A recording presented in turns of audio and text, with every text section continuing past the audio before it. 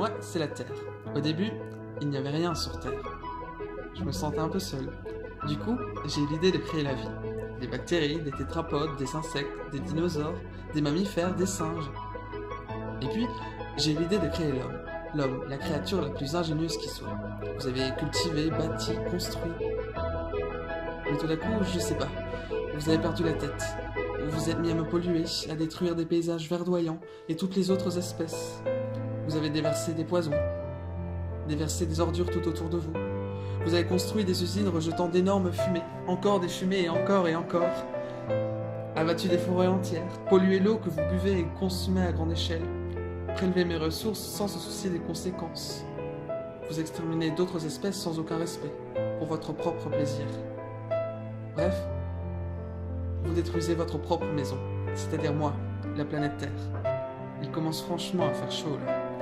Il commence franchement à faire chaud là. À cause de votre consommation et production excessive qui engendre la disparition de l'écosystème que j'ai créé.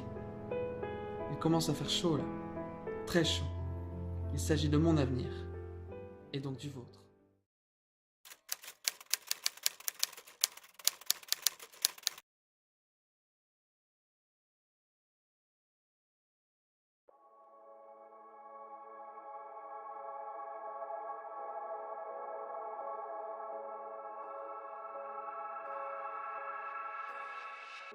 Utopia.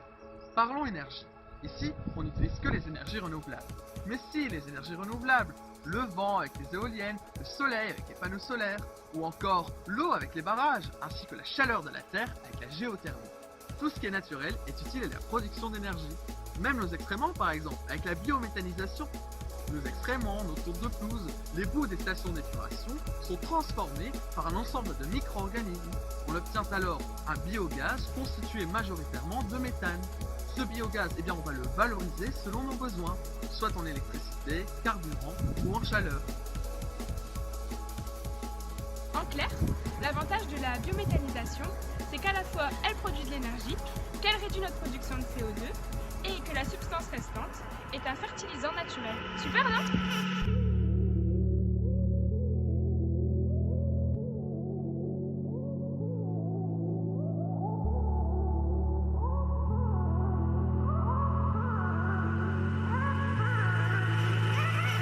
Et sinon, l'endroit où l'on consomme pas mal d'énergie, c'est quand même à la maison. Dans Utopia, elles sont écologiques et capables de fonctionner en autarcie. La plupart des matériaux des maisons sont recyclés. La structure de base se compose de vieux pneus remplis de terre afin de former des murs solides et isolants. D'autres isolants naturels sont encore utilisés comme de la laine de mouton. De plus, la maison est partiellement enterrée pour une isolation optimale. Bien qu'on ne dispose pas d'une installation de chauffage, la température oscille toute l'année entre 17 et 24 degrés, même dans les régions froides. L'électricité est générée par l'énergie éolienne et solaire. Comme il ne faut pas d'électricité pour chauffer la maison, l'énergie générée par le moulin à vent et les panneaux solaires suffit amplement.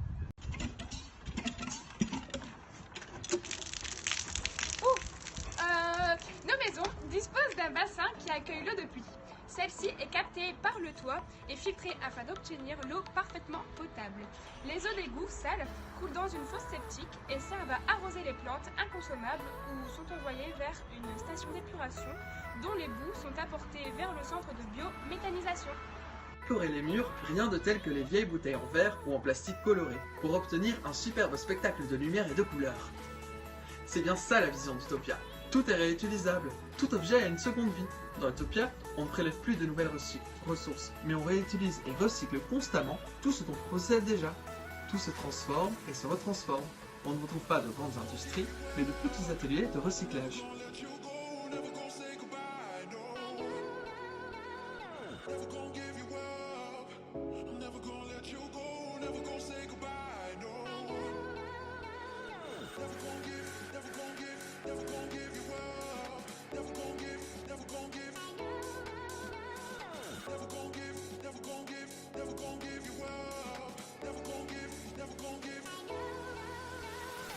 Parlons maintenant de la faune et de la flore. Ce sont nos meilleurs amis. Tous les jours, on se couche et on se lève à leur côté. Ce serait dommage qu'ils ne soient plus là un jour ou l'autre. Alors, dans Utopia, la relation entre l'homme et la nature et ce qui la constitue est très importante. Il y a une relation de respect et d'harmonie. Quoi de plus simple et bénéfique? En plus, nous avons un adjectif commun qui nous caractérise tous, la biodiversité, c'est-à-dire diversité de la vie sur Terre. Pas mal, non? Bref, pour en revenir à nos moutons, Utopia propose de créer un espace pur, un endroit protégé par tous pour préserver toutes les espèces, que ce soit animales ou végétales. C'est vrai, qui n'aurait pas le droit de savoir ce que c'est un peuple en entend? La biodiversité est donc essentielle au développement durable, mais aussi à l'humain. Comment ferait-on pour respirer sans ces énormes buissons verts qui dégagent de l'oxygène? 3 choses sont importantes pour garder cette biodiversité. Protection!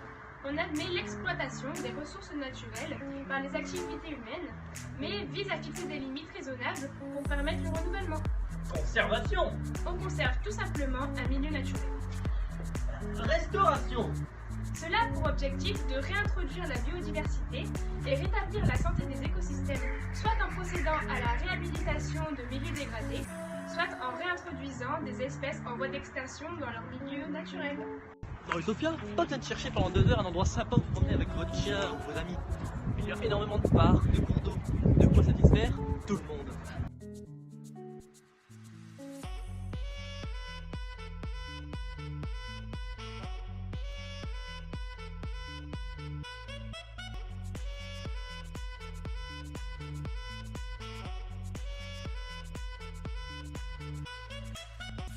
La majorité d'entre nous se rend 1 à 2 fois par semaine en grande surface, alors qu'autrefois, il fallait chasser, cultiver pour se nourrir.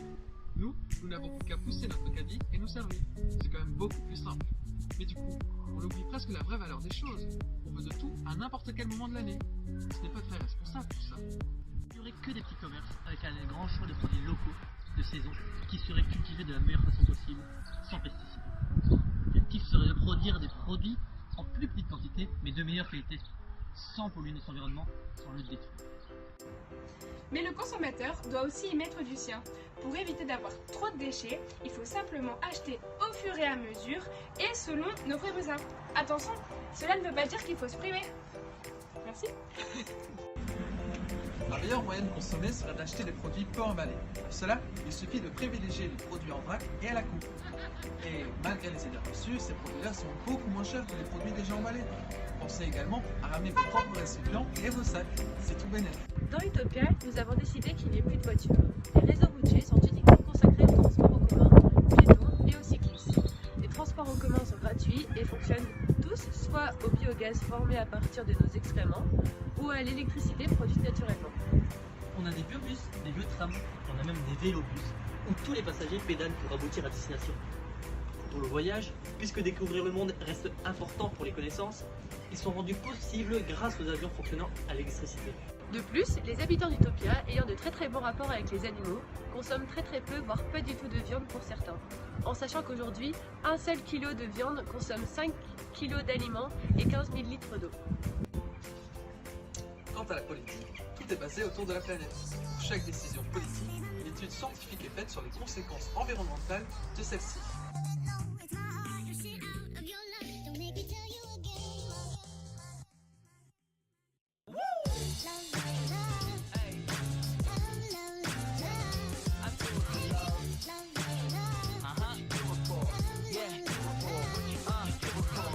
Do it for the love, yes I do. So you don't care about the money, well yes it's true. And I'm so blessed to be fulfilling my destiny.